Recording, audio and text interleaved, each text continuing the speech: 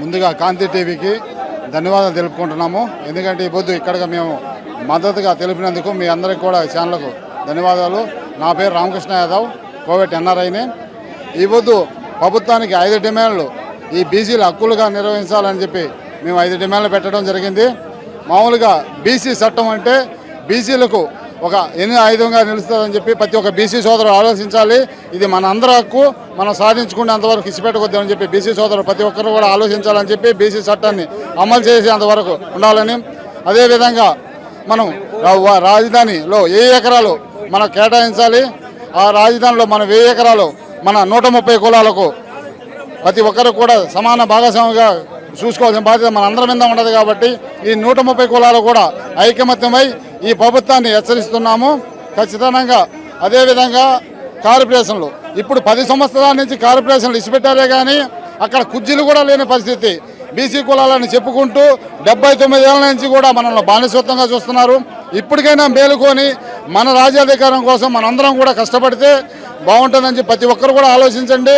మా వంతు బాధ్యతగా మేము నిర్వహిస్తున్నాం. ప్రతి ఒక్కరు కూడా మీ ఊళ్ళో పల్లెల్లో ప్రతి ఒక్క చోట కూడా ధర్నాలుగా చేసి మనం ఈ 5 డిమాండ్లు నెరవేర్చుకోవాలి. అట్నే మామూలుగా 44% రిజర్వేషన్, 50% ఉన్న జనాభాను 44% రిజర్వేషన్ అడుగుతున్నాం మేము అందరూ సమానంగా.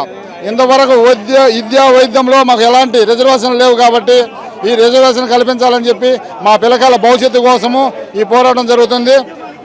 కాబట్టి ఫ్యూచర్లో మొత్తం కూడా బీసీలు అందరూ కూడా ఏకమవ్వబోతా ఉన్నారని చెప్పుకోవచ్చా?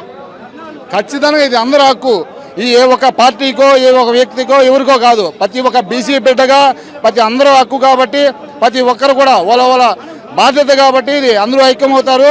ఖచ్చితంగా ఈ ప్రభుత్వాన్ని దించేంత వరకు ఈ డిమాండ్లు నెరవేర్చేంత వరకు ఇచ్చిపెట్టాలని చెప్పి మనస్ఫూర్తిగా కోరుకుంటున్నాను.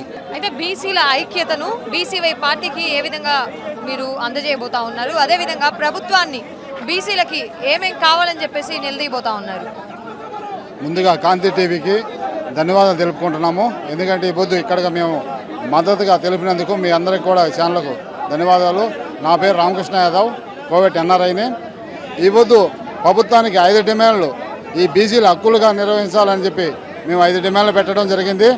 మామూలుగా బీసీ చట్టం అంటే బీసీలకు ఒక ఆయుధంగా నిలుస్తుందని చెప్పి ప్రతి ఒక్క బీసీ సోదరుడు ఆలోచించాలి. ఇది మన అందరి హక్కు, మనం సాధించుకునేంతవరకు ఇచ్చిపెట్టకొద్దామని చెప్పి బీసీ సోదరులు ప్రతి ఒక్కరు కూడా ఆలోచించాలని చెప్పి బీసీ చట్టాన్ని అమలు చేసేంతవరకు ఉండాలని, అదేవిధంగా మనం రాజధానిలో 1000 ఎకరాలు మనం కేటాయించాలి. ఆ రాజధానిలో మన 1000 ఎకరాలు మన 130 కులాలకు ప్రతి ఒక్కరు కూడా సమాన భాగస్వామిగా చూసుకోవాల్సిన బాధ్యత మన అందరి మీద ఉండదు. కాబట్టి ఈ 130 కులాలు కూడా ఐకమత్యమై ఈ ప్రభుత్వాన్ని హెచ్చరిస్తున్నాము ఖచ్చితంగా. అదేవిధంగా కార్పొరేషన్లు ఇప్పుడు 10 సంవత్సరాల నుంచి కార్పొరేషన్లు ఇచ్చిపెట్టారే కానీ అక్కడ కుర్చీలు కూడా లేని పరిస్థితి. బీసీ కులాలని చెప్పుకుంటూ 79 ఏళ్ళ నుంచి కూడా మనల్ని బానిసత్వంగా చూస్తున్నారు. ఇప్పటికైనా మేలుకొని మన రాజ్యాధికారం కోసం మనందరం కూడా కష్టపడితే బాగుంటుందని ప్రతి ఒక్కరు కూడా ఆలోచించండి. మా వంతు బాధ్యతగా మేము నిర్వహిస్తున్నాం. ప్రతి ఒక్కరు కూడా మీ ఊళ్ళో పల్లెల్లో ప్రతి ఒక్క చోట కూడా ధర్నాలుగా చేసి మనం ఈ 5 డిమాండ్లు నెరవేర్చుకోవాలి. అట్నే మామూలుగా 44% రిజర్వేషన్, 50% ఉన్న జనాభాను 44% రిజర్వేషన్ అడుగుతున్నాం మేము అందరూ సమానంగా. ఇంతవరకు విద్యా వైద్యంలో మాకు ఎలాంటి రిజర్వేషన్లు లేవు. కాబట్టి ఈ రిజర్వేషన్ కల్పించాలని చెప్పి మా పిల్లకాయల భవిష్యత్తు కోసము ఈ పోరాటం జరుగుతుంది. కాబట్టి ఫ్యూచర్లో మొత్తం కూడా బీసీలు అందరూ కూడా ఏకమవ్వబోతా ఉన్నారని చెప్పుకోవచ్చా? ఖచ్చితంగా ఇది అందరూ హక్కు. ఈ ఏ ఒక పార్టీకో ఏ ఒక వ్యక్తికో ఎవరికో కాదు, ప్రతి ఒక్క బీసీ బిడ్డగా ప్రతి అందరూ హక్కు. కాబట్టి ప్రతి ఒక్కరు కూడా వాళ్ళ బాధ్యత. కాబట్టి ఇది అందరూ ఐక్యమవుతారు. ఖచ్చితంగా ఈ ప్రభుత్వాన్ని దించేంత వరకు ఈ డిమాండ్లు నెరవేర్చేంత వరకు ఇచ్చిపెట్టాలని చెప్పి మనస్ఫూర్తిగా కోరుకుంటున్నాను.